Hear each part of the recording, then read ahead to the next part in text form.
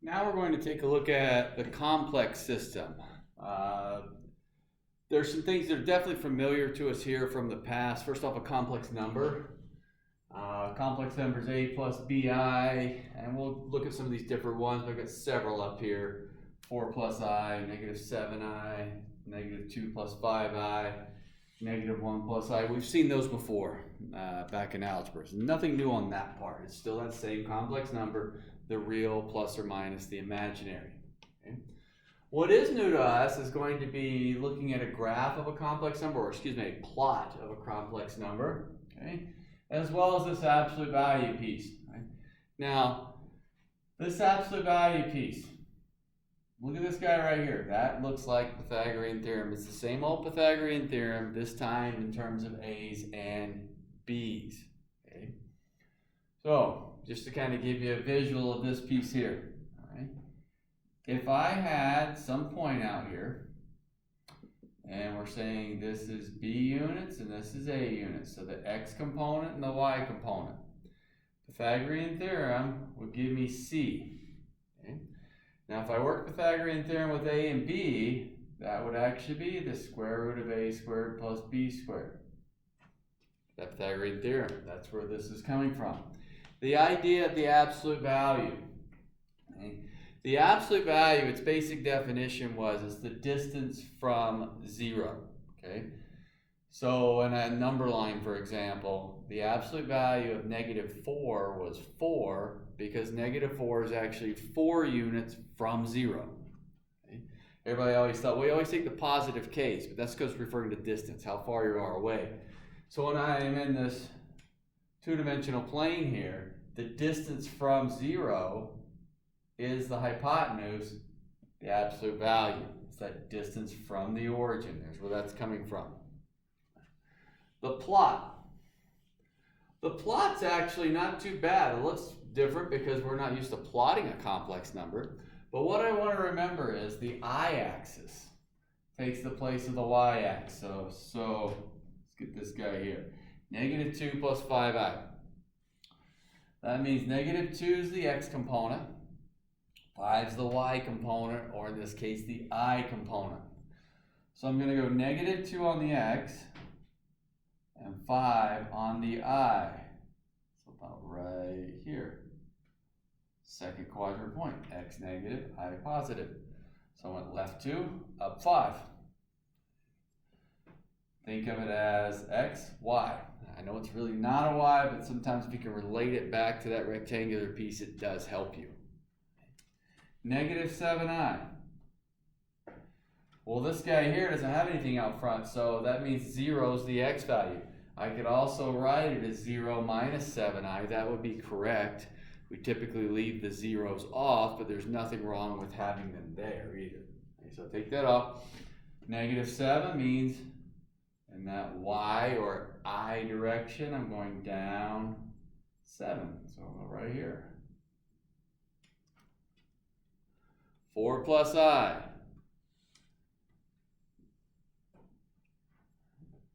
4 plus I, right 4, up 1. Sitting in that first quadrant. So we're going to do some different stuff over here, but let's kind of think about where we're located. Our number one rule is still know where we are. So negative 1 plus I. That means I'm going to go left 1, up 1. I'm in quadrant 2. Root 3 minus I. I'm going to go right root 3, down 1, quadrant 4. Negative 3i. At the origin, down 3, I'm sitting on that negative I-axis, which to you is the old negative Y-axis, just like this guy. To give you an idea. So plotting is actually pretty quick. We're going to look at converting from polar to trig form. Okay, polar to trig form, we have the R. Now, I shouldn't have erased it. I'm going to put this one back up here, this negative 2 plus 5i that we had, just to kind of show you here. This is the one you just got down a few minutes ago. So we're sitting right here. I want you to look at the triangle that's developed. Okay. There's that right triangle. There's negative 2. There's the 5i. Okay. Now the hypotenuse here that we're looking at, this guy right here, that would be the Pythagorean theorem, okay? With the a and the b. This is that absolute value. So I'm looking at negative 2 squared is 4, 5 squared is 25. Together would be 29, so this is root 29. This would be the absolute value of that complex number, okay, which is also the distance from the origin of that hypotenuse. So when it's saying the r value for this polar trig form, that means I want that absolute value. Okay. Now we just finished working with polar. Remember, polar had an r. R was how far from the origin. It's that same r again. Okay. So in polar we have this piece here, still that same Pythagorean theorem. So you can relate the different ones together. Okay. So here, r would be negative 1 squared plus 1 squared is 2. So r is root 2. I know that r value. Second one, we'll just kind of get the r values first here. Root 3 squared is 3. Negative 1 squared is 1. 3 and 1 is 4. Square root of 4 is 2. And the last one, remember that's 0. Minus 3i, 0 squared is 0.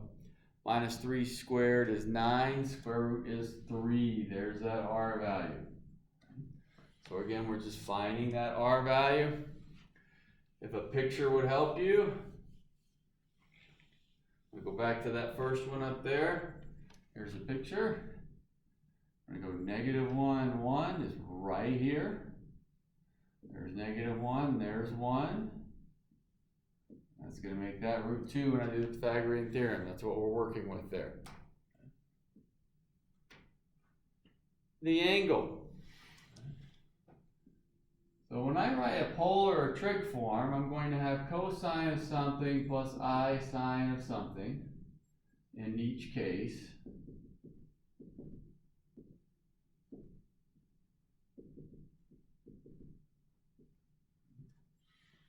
I just need to figure out what that angle is. So let's say the angle's 120 degrees. Well, it's going to be 120 here and 120 here. Nothing changed, but I got to figure out that angle as far as where we're located. This again is back to the past, okay? I'm going to figure out this angle through tangent, cosine, sine. I can do cosine or sine because I know what r is now, or I can do tangent based on what's given. Again, I did this when I did the polar lesson. I typically use tangent, just more used to that. I like using what's given. Cosine and sine also work fine. You go with where your comfort is. But if on this problem I'm looking at tangent, tangent of theta would be 1 over negative 1 or negative 1. Right, so this is what we did in the past. Tan inverse of negative 1. My reference angle is pi force. Where am I? I'm in quadrant 2. When I place that pi force in quadrant 2, it becomes 3 pi force.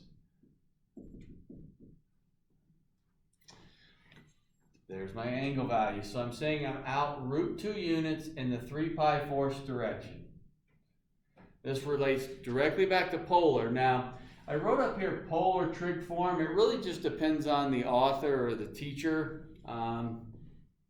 Whether they call it the polar form or the trig form of a complex number.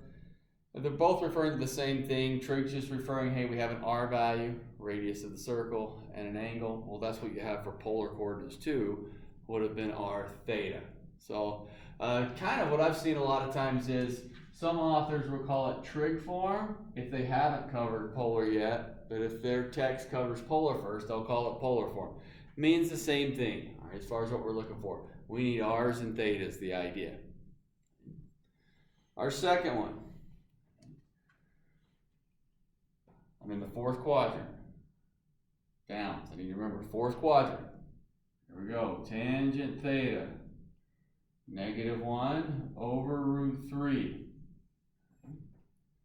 So that would be negative root 3 over 3. If I wanted to rationalize it, sometimes that makes it look a little bit easier for the tangent. But either way, my reference angle would be pi 6. Reference angle is pi 6. But I'm in the fourth quadrant, so this would be 11 pi 6. Now typically we'll put the positive angle there, but if you actually wrote it as negative pi 6 instead of 11 pi 6, that's correct.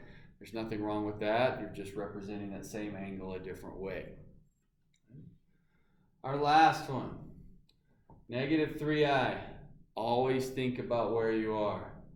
Negative 3i down here at negative I axis, which in the old form was your negative y axis. Well, that's 3 pi halves.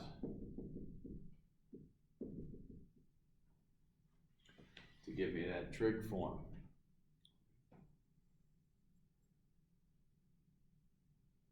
Again, you can also think of the tangent. Tangent theta would be negative 3 over 0 or undefined. Where's tangent undefined? Well, it's a reference angle of pi halves. Where am I? Negative part, that's going to give me the negative, or excuse me, the positive 3 pi halves, or you could write negative pi halves. Great.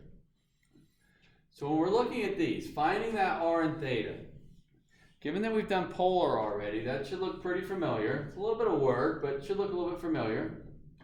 So this is our polar trig form. This right here is what we call standard form.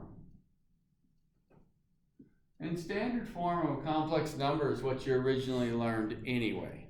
Okay, so when you were doing things in just a plus bi back in algebra and just writing that standard form of a complex, that's the way you were writing them. Okay, so if I wanted to go the other way, if I said something like this, write the standard form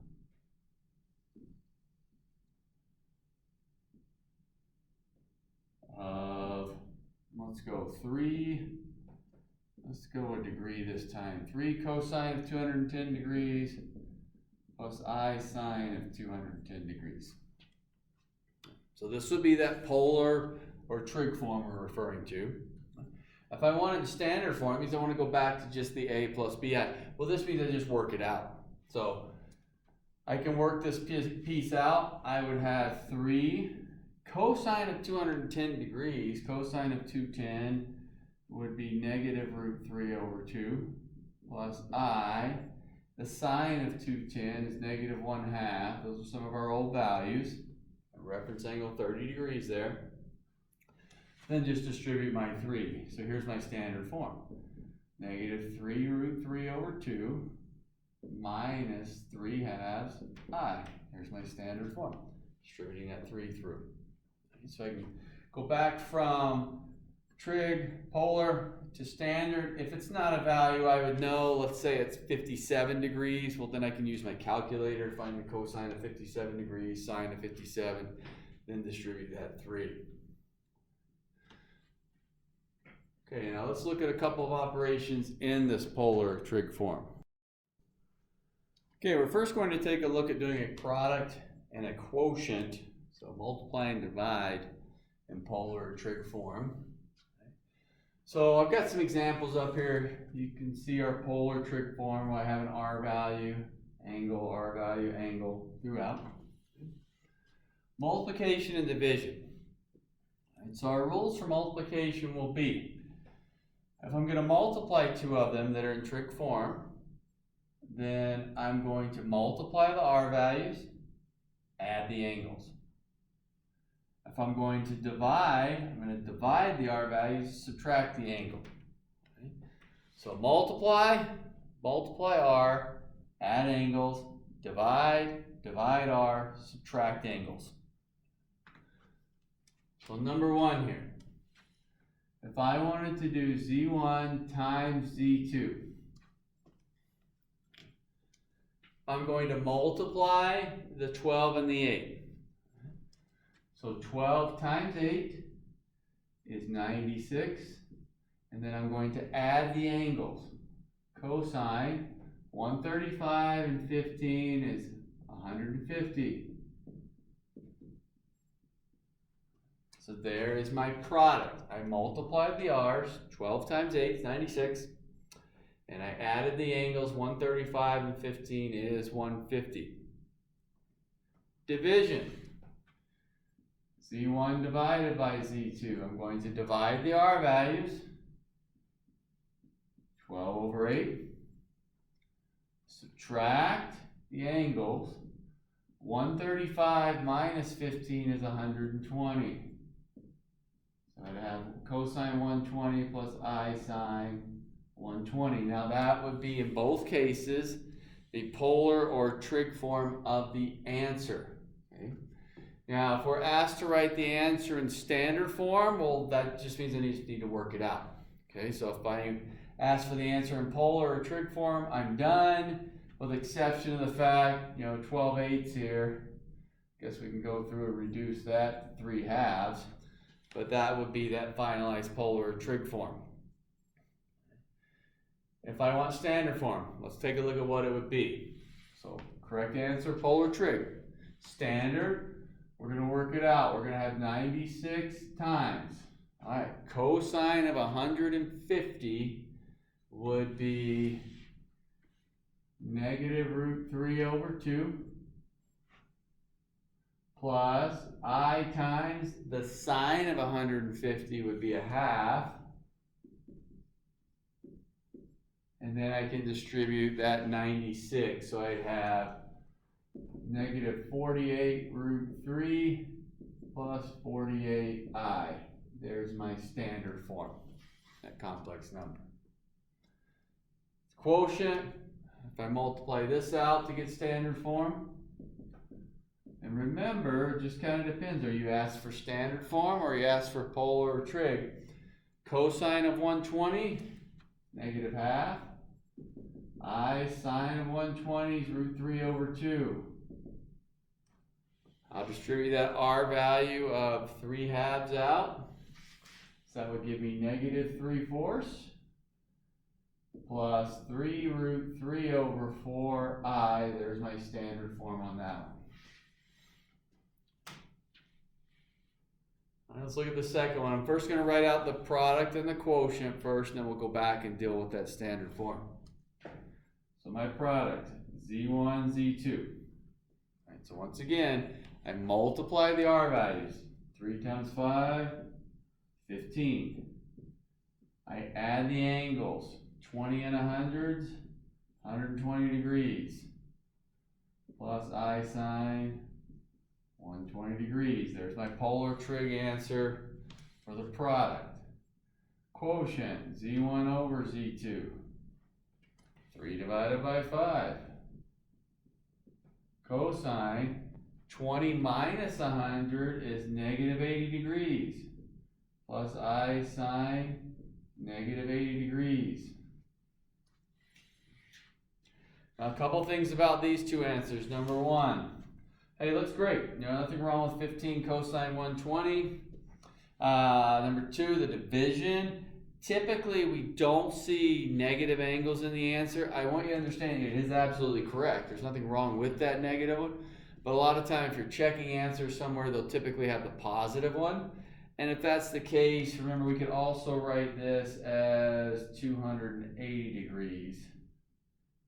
-80 would be the same as 280. Either one's correct. It just depends on if you want a positive or negative answer. Now, as far as writing out that standard form, if we're asked for it. First one, 15. Cosine of 120 is -1/2. Sine of 120 is √3/2. So that would give me -15/2 plus 15 √3/2i. As far as the second one, now this one's 280 or -80, however you want to look at it. Definitely not values I'm going to know, so I would be expected to use my calculator on this to get a standard form.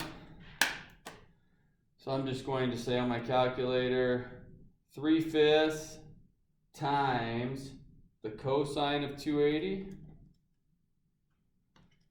gives me about 0.104, and then 3/5 times the sine of 280 minus 0.591i. So if you don't have those standard angles, you're not expected to get an exact value, so you could end up going back to the calculator for that piece. So that's multiplication and division. Let's look at one other rule involving the powers. Okay, now we're going to take a look at a theorem dealing with powers. So we did multiplication and division. Now we're going to look at exponents on a complex number. And this is happening in that trig or polar form. So we're saying that if I have it in the trig form or polar form, we're going to have r to the n and the angle times n. This is the WOPS theorem. Now the idea would be on something like this, I want to put it in trig form first. I don't want to write it out 6 times and start multiplying. This gives us a way to work with the exponents.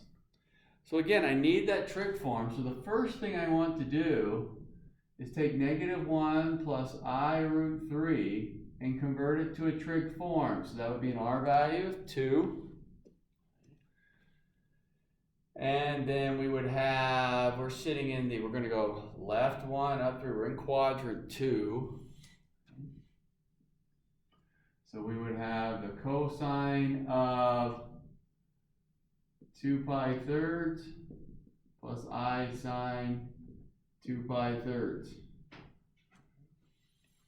So again, r value 2, -1 squared is 1, root 3 squared is 3, 1 and 3 is 4, square root of 4 is 2. I used my tangent, root 3 over -1 is negative root 3, but that's a reference angle for tangent of pi thirds.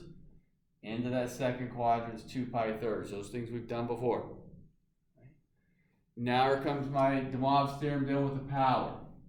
So if I want -1 plus I root 3 to the 6, when it's in trig form, this means I'm going to have 2 to the 6th power times cosine of 6 times 2 pi over 3 plus I sine 6 times 2 pi over 3. I can get this simplified out a little bit here. 2 to the 6 is 64. So 64 cosine, that would be 4 pi plus I sine 4 pi. I reduce that down. Now that's correct. You could also rewrite 4 pi as 2 pi.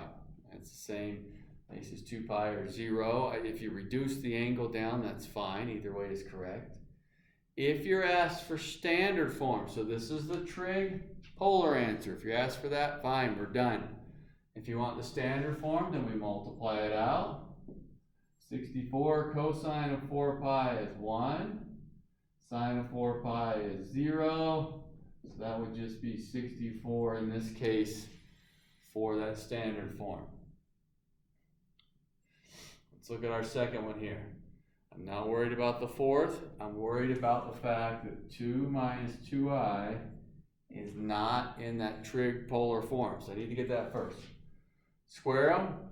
2 squared and 2 squared is 4 and 4 is 8. So root 8. Get my angle. Cosine. Always just go ahead and write down the cosine and the I sine. So that would be 2, -2. We're in the 4th quadrant. Right 2, down 2. If I had tangent would be 1, so we got a pi fourths reference. There's our old pi fourths reference. Down there would be 7 pi fourths. And you could also put negative pi fourths. I'm just using the positive angle if that's 7 pi fourths. And I've got it up here in radians. You could use degrees too. There's nothing here in my instructions that said you had to use radians. Okay? So now I'll deal with the power. 2 minus 2i to the 4th, root 8 to the 4th, times the cosine 4 times 7 pi over 4, plus I sine 4 times 7 pi over 4. So root 8 to the 4th, that'd be 64. And we got cosine 7 pi plus I sine 7 pi. That is correct, or you can reduce the angle down for the trig polar form. And we can work it out for standard form. 64 negative 1 I times 0, so that would be negative 64. I evaluate those. I'm just making these problems up for you, so don't look anything into the fact that one came out to 64 and negative 64. It's the even powers. I just tried to get a couple different locations on angles. As far as what we're starting with, we had a second quadrant and a fourth quadrant, and working with those powers going in. So that does mean that, a lot of times your standard form would be some real number plus something I, which we looked at previously on converting those. So our operations in trig polar form are multiply, divide, and using our exponents, that's the WOPS theorem. Right? Usually the bulk of the work a lot of times is getting it into this trig polar form.